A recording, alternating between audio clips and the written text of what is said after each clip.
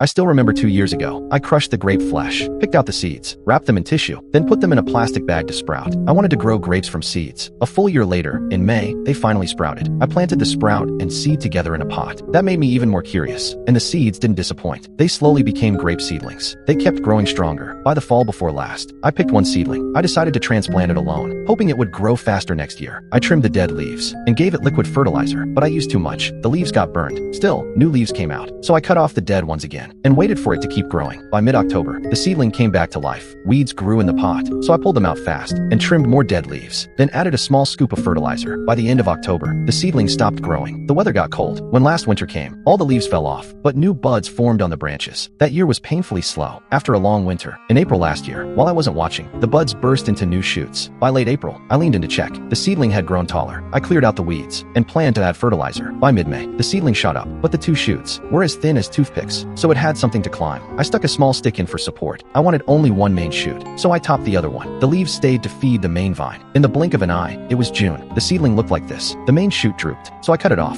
I kept the stronger one as the main vine. Side branches showed up below. I topped those too. Leaves stayed to feed the main vine. The main vine finally thickened. I added another stick for support. By late June, looking again, it had reached the top, so I topped it again. I wanted to control the height. The leaves were much bigger now. More side shoots grew below. I cut them off and topped them too. The goal was to grow the main vine. By late July, from bottom to top, it looked way fuller. More side branches appeared. The pot looked healthier too. Some leaves were bigger than my hand. I topped the side shoots again. Snip, snip, snip. I kept the leaves, so nutrients flowed back to the main vine. To help it grow better, I added a handful of organic fertilizer, then sprinkled some compound fertilizer. I loosened the soil to prevent compaction. After summer, by late September, the leaves grew even denser. New leaves grew at the top. They turned red like maple leaves. The problem was nonstop rain. The leaves caught some disease. Under the leaves, the main vine was thicker, almost as thick as my finger. Winter was coming again. It's been growing for 2 years. Does anyone know how many years Zebo grapes take to fruit?